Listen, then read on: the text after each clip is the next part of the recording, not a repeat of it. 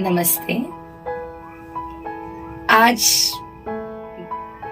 मेरी मातृभाषा मेरी अभिलाषा भाग 2 में मैं एक ऐसे अनोखे व्यक्तिमत्व से आपको मिलाने जा रही हूँ जो एक कुशल डॉक्टर तो रही है, लेकिन उनकी खासियत ये रही है कि वह एक मातृभाषा प्रेमी है, जिन्होंने अपना सारा शिक्षण मातृभाषा में लिया और मातृभाषा की पगडंडी पर चलते हुए सफलता की सीढ़ियां जिन्होंने साकार की है। तो मैं चाहूंगी कि आप भी उनसे मिले और जाने उनके मातृभाषा संबंधित विचार क्या है, उनकी सफलता का रहस्य क्या है और मातृभाषा शिक्षण का श्रेष्ठ माध्यम है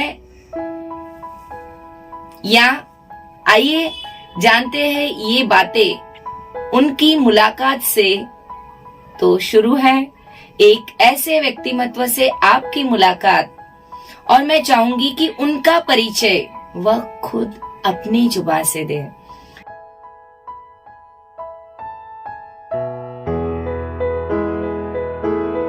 नमस्कार, मैं डॉक्टर मिसेस चारुमित्रा नितिन रानडे। सबसे पहले तो महात्मा ज्योतिबा फुले और सावित्रीबाई फुले, इनके चरणों में सादर नमन करती हूँ। साथ साथ मैडम कल्पना मिस्त्री जी, आपका बहुत बहुत धन्यवाद जो आपने आज मुझे इस मंच पर बुलाया। मैं एक आयुर्वेदिक डॉक्टर, आहार तज्ञ और योग शिक्षिका भी हूँ। मेरी शादी एक महाराष्ट्रियन परिवार में हुई है।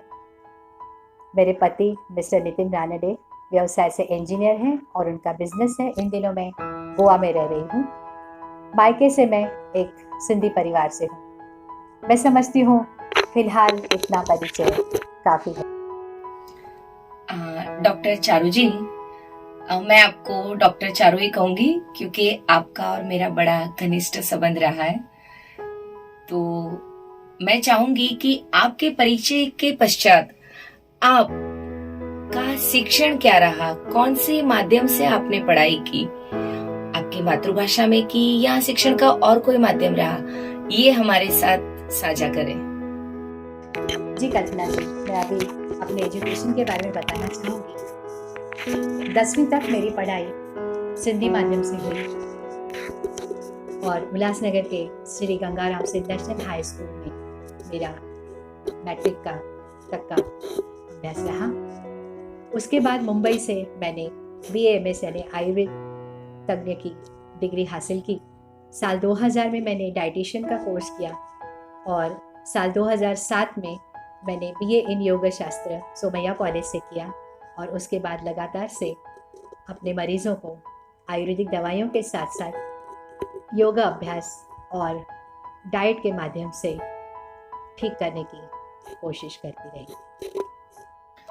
डॉक्टर चारू जी, आपका प्राइमरी एजुकेशन यानी प्राथमिक शिक्षण मातृभाषा में हुआ, लेकिन आप तो एक डॉक्टर के रूप में समाज के सामने उभरी हो, यानी डॉक्टर बनने के लिए आपको इतर भाषा जैसे कि अंग्रेजी भाषा हो या अन्य कोई भाषाओं का परिचय हुआ रहेगा, और फिर भी आप एक अच्छी डॉक्टर बनी। तो मैं जानना चाहूंगी कि आपका व्यक्तिमत्व कैसे आगे बढ़ा, आपके कैरियर का विकास कैसे हुआ। और एक बात कहूं, मैंने जब तक सुना है और जब तक मैं आपको जानती हूँ तब तक आप बहुत अच्छा एंकरिंग करते हो, बहुत अच्छा आपको संगीत का नॉलेज भी है। इतना ही नहीं तो मराठी भाषा में भी आपका मैंने बहुत कुछ संगीत क्षेत्र में योगदान सुना है। सुना ही नहीं तो मैंने आपके 1-2 शो भी अटेंड किए हैं। तो मैं जानना चाहूंगी कि आपकी कैरियर की यात्रा कैसी रही, उसका विकास कैसे हुआ, इस बारे में आप थोड़ी सी मेरे साथ चर्चा करें।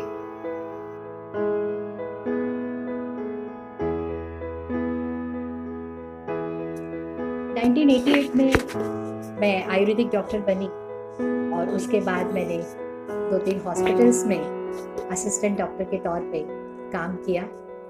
मल्टी स्पेशलिटी हॉस्पिटल्स में बहुत सारा अनुभव लेती रही सीनियर डॉक्टर्स के अंडर मैंने काम करते हुए। फिर उसके बाद मैंने अपना व्यवसाय शुरू किया उल्लासनगर में।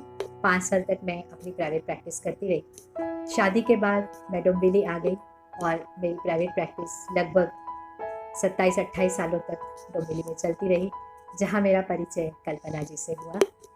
और मुझे ये कहते हुए गर्व महसूस हो रहा है कि मैंने शुद्ध आयुर्वेदिक डॉक्टर की प्रैक्टिस की है। कभी कभार इमरजेंसीज में मैं एलोपैथिक दवाइयों का इस्तेमाल करती हूँ जहाँ बहुत ही ज़रूरत हो। और जहाँ तक व्यावसायिक विकास का ताल्लुक है तो डोंबिवली में मुझे बहुत अच्छे गुरु मिले। वैद्य विनय वेलनकर जी, जिन्हें मैं आज भी अपना आदरणीय गुरु और एक आदर्श व्यक्तिमत्व मानती हूँ। साथ साथ वैद्य प्रभु सर, वैद्य महेश ठाकुर, इन सब के साथ रहते हुए आयुर्वेदिक संस्था का काम करते हुए पूरे महाराष्ट्र भर में दौरे करते हुए मैं अपने व्यवसाय का और अपने व्यक्तिगत विकास करते गई। क्योंकि मैं समझती हूँ कि डॉक्टर होने के साथ साथ आप अगर सामाजिक कार्यों में कार्यरत हैं या अपने व्यवसाय से संबंधित अगर आप सेमिनार्स में या कुछ और गतिविधियों में अगर आप सहभाग लेते हैं तो आपके व्यवसाय के साथ साथ आपका एज अ पर्सन ग्रोथ आपकी होती रहती है। आपकी पर्सनैलिटी डेवलपमेंट का वो एक बहुत अहम भाग है। और मैं अपने आप को खुशनसीब समझती हूँ कि मुझे ऐसे सहकार्य करने वाले डॉक्टर्स, मेरे कलीग्स मुझे मिलते गए, मुझे गुरु अच्छे मिलते गए। व्यक्तिगत विकास की जहाँ तक बात है, इंटरकास्ट मैरिज होने के बाद कुछ दिक्कतें तो ज़रूर आई, जैसे टीथिंग ट्रबल्स होते हैं, बच्चों को दांत निकलते समय भी दिक्कत होती है, वैसी दिक्कतें आई। लेकिन मेरे पति के सहकार्य की वजह से मैं उन सारी रुकावटों को पार करते हुए मराठी भाषा का अभ्यास करते गई।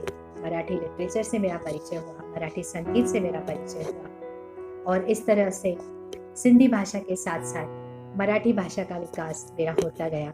हिंदी तो हमारी राष्ट्रभाषा है ही और सिंधी होने के कारण सिंधी और उर्दू भाषा से तो मेरा परिचय था ही। सिंधी साहित्य से मैं सक्रिय रूप से जुड़ी हुई थी, लेकिन शादी के बाद मराठी साहित्य से भी जुड़ गई और मैं समझती हूँ ये मेरे व्यक्तिमत्व के विकास में एक बहुत ही अहम बात हुई इंटरकास्ट मैरिज की वजह से। और मैं अपने आप को बहुत खुशनसीब समझती हूँ कि मराठी साहित्य क्षेत्र में भी मुझे बहुत सारे ऐसे अच्छे लोग मिले, अच्छे दोस्त बने, कुछ साहित्यिक, कुछ कवि, कुछ गायक कि जिन्होंने दिन ब दिन मेरे व्यक्तिमत्व को समृद्ध किया और मुझे अच्छा नॉलेज दिया। उन सब की मैं बहुत बहुत शुक्रगुजार हूँ। आज मैं जो कुछ भी हूँ वो इन सब चीज़ों की बदौलत और अनुभव की बदौलत हूँ। आपको बताते हुए मुझे गर्व महसूस हो रहा है कि वैद्य के व्यवसाय के साथ साथ मैं पिछले 5 सालों से म्यूज़िकल फील्ड में बहुत सक्रिय हूँ। मैं प्रोफेशनली एंकरिंग करती हूँ, यानी निवेदन, सूत्र संचालन जिसे कहते हैं, और पूरे भारत भर में मैं जाती हूँ इन शोज़ के लिए और अब तक मेरे 105 शोज़ हो चुके हैं। जी डॉक्टर चारू जी, आपकी बातों से तो मैं बहुत ही प्रसन्न हुई हूँ, क्योंकि आप तो एक प्रतिभा संपन्न, बहुमुखी प्रतिभा संपन्न व्यक्तिमत्व हो, जिसे आपके मराठी साहित्य में अगर मैं टिपिकल वर्ड यूज करूं तो अष्ट पैलू व्यक्तिमत्व है आपका। बिल्कुल राइट कहा ना मैंने। तो मैं जानना चाहूंगी कि आपके विकास में, आपके व्यक्तित्व विकास में, आपके जीवन विकास में, आपके करियर के विकास में मातृभाषा का क्या योगदान रहा?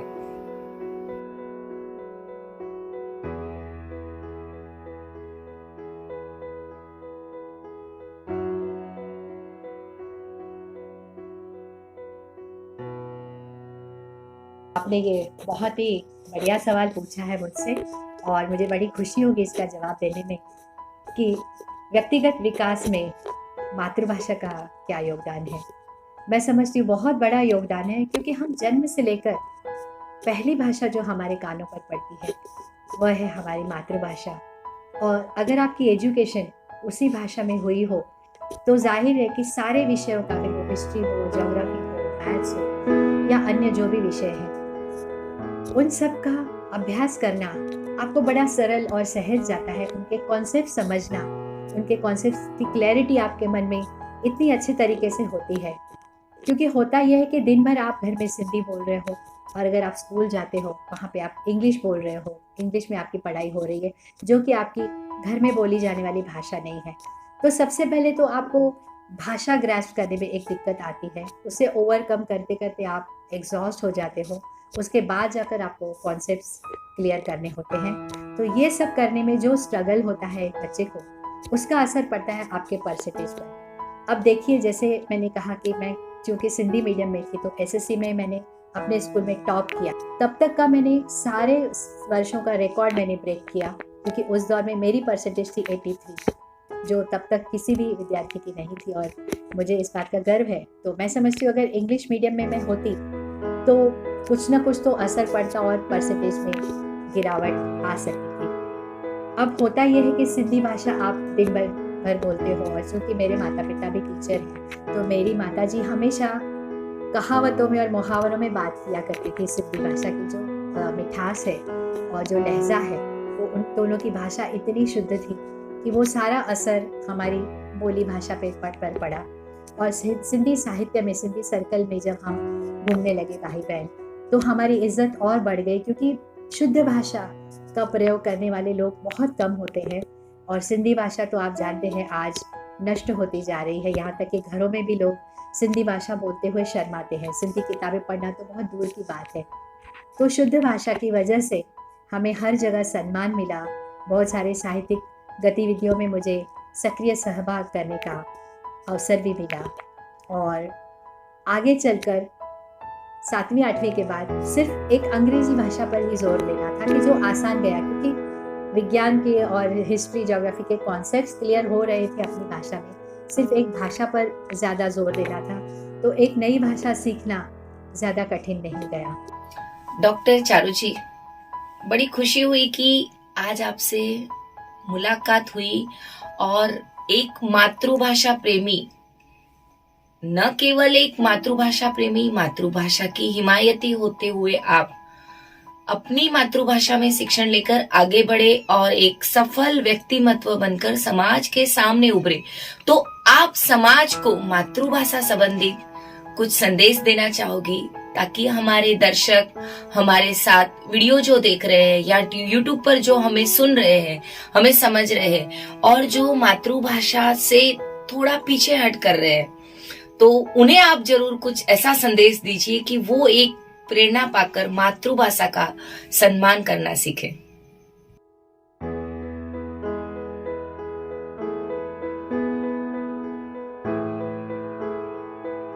बढ़िया सवाल किया है कल्पना जी कि समाज को मातृभाषा में शिक्षा लेने के बारे में मैं क्या संदेश देना चाहूँगी। और ये संदेश इसलिए भी मायने रखता है क्योंकि मैंने खुद सिंधी भाषा में, अपनी मातृभाषा में शिक्षा ली हुई है, वरना मेरी बातों में कोई प्रभाव न होता। ये सच है कि इंग्लिश लैंग्वेज जो है आज इंटरनेशनल लैंग्वेज बन चुकी है और जहाँ आपको विकास करना है, इंटरनेशनल डायस पे आपको रिप्रेजेंट करना है, वहाँ पर इस भाषा का महत्व बिल्कुल अहम है, इस बात से कोई इनकार नहीं करता। लेकिन आप सोचिए कि अगर कोई फल या भाजी बेचने वाला एक विक्रेता है, गरीब घर का है, माँ बाप दोनों ठीक से हिंदी तक नहीं जानते या आप सिर्फ अपनी रीजनल लैंग्वेज जानते हैं और उनके बच्चे इंग्लिश मीडियम में जा रहे हैं और घर आकर वो कोई डिफ़िकल्टी पूछते हैं, तो वो कैसे सॉल्व करेंगे। यहाँ तक कि उन्हें फिर ट्यूशन लगानी पड़ती है, जिसका एक्स्ट्रा आपको आर्थिक बोझा हो जाता है। इंग्लिश मीडियम के स्कूल्स भी महंगे हैं, यानी हर तरह से एक आर्थिक बोझा उस बच्चे पर, मानसिक बोझा, क्योंकि वो घर आकर अपनी रीजनल लैंग्वेज बोल रहा है। उनके माता पिता ये नहीं समझ पा रहे हैं कि बच्चा क्या पढ़ाई कर रहा है, वो उसे मॉनिटर नहीं कर पाते, उसे दिन ब दिन आने वाली जो दिक्कतें हैं, जो क्वेश्चंस हैं, जो उनके सवाल है, वो सॉल्व नहीं कर पाते हैं।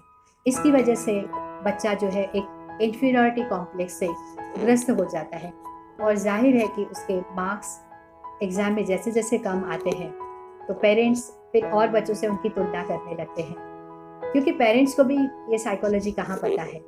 इससे बच्चा और अधिकाधिक इन्फीरियर फील करते जाता है आगे चलकर जब वो कॉलेज में जाता है, क्योंकि उसकी परसेंटेज कम आती है इंग्लिश मीडियम की वजह से, तो उसे अच्छे कॉलेज में एडमिशन नहीं मिलती और आगे चलकर डिग्री मिलने के बावजूद नौकरी में प्रॉब्लम, और क्योंकि वो अदर लैंग्वेज में सीखा है जो उसकी अपनी भाषा नहीं है और इंग्लिश भाषा का वो विकास भी नहीं कर पाया है। तो मैं तो ऑब्जर्व कर रही हूँ कि बड़ी बड़ी डिग्रियां लिए हुए यानी ग्रेजुएट हैं, पोस्ट ग्रेजुएट हैं, लेकिन अगर आप उन्हें एक सिंपल सरकारी एप्लीकेशन लिखने को कहें तो भी वो लिख नहीं पाते, या उन्हें आप मंच पर खड़ा करें कि भाई अपने बारे में आप 5 सेंटेंस, सिर्फ 5, आप सिर्फ 5 सेंटेंस अपने बारे में बताइए, खुद को डिस्क्राइब करिए, तो ये बच्चे नहीं कर पाते। डिग्रियां हैं उनके पास यानी उनके पास किताबी कीड़े जैसा नॉलेज है, लेकिन समाज में चलते समय, उठते बैठते समय उनमें लैक ऑफ कॉन्फिडेंस दिखाई देता है।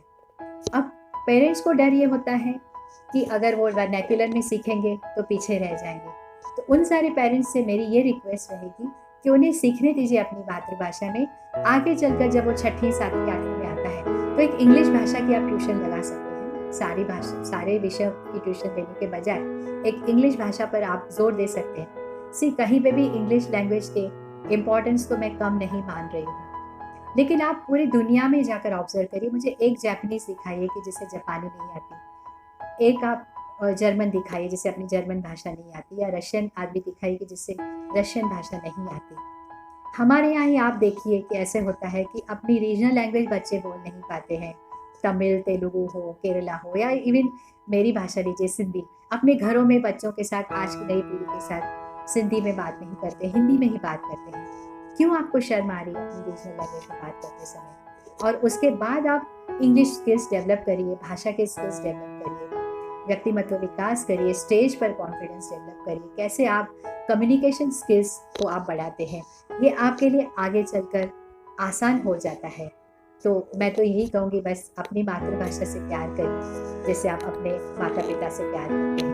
मैं बड़े गर्व के साथ बता सकती हूँ कि मेरी माता क्योंकि टीचर थी, तो उन्होंने बहुत कोशिश की अपने टीचिंग प्रोफेशन में, काफ़ी हद तक वो सक्सेसफुल हुई कि पेरेंट्स को ये समझाने का वो काम करती थी कि अपने बच्चों को आप सिंधी मीडियम में डालिए। आज दुर्भाग्यवश उल्लासनगर में सारे सिंधी मीडियम के स्कूल्स बंद होते जा रहे हैं। जिस स्कूल में मेरा और मेरे सारे भाई बहनों का नाम बोर्ड पर मेरिट में शान से झलक रहा है, वहाँ पर भी अब इंग्लिश मीडियम चल रहा है। ये बड़े खेद की बात है। आप सब ने आज मुझे इस मंच पर अपने विचार जाहिर करने का मौका दिया, इसके लिए मैं आप सबको धन्यवाद करती हूँ। Thank you Kalpana ji, thank you so much. बहुत बहुत धन्यवाद चारू जी आपका कि आज आपने मातृभाषा संबंधित विचार मेरे साथ तो साझा किए, लेकिन समाज को भी एक प्रेरणा दी कि मातृभाषा ही शिक्षण का श्रेष्ठ माध्यम है। कम से कम प्राइमरी एजुकेशन, जिसे हम पायाभूत शिक्षण कहते हैं, वो बेसिक एजुकेशन तो मातृभाषा में ही होना चाहिए। इस विचार के साथ मैं और आप दोनों सहमत हैं, और हमारे विचार के साथ हमें सुनने वाले, हमें समझने वाले भी सहमत होंगे ही, इसमें कोई बेमत नहीं है। तो मैं तहो दिल से आपका शुक्रिया अदा करती हूँ कि आपने वक्त निकाला, हमारे साथ एक मुलाकात साझा की और हमें अपने विचार बताए और हमें भी इनसे प्रेरणा मिली। फिर से कहूंगी बहुत बहुत धन्यवाद।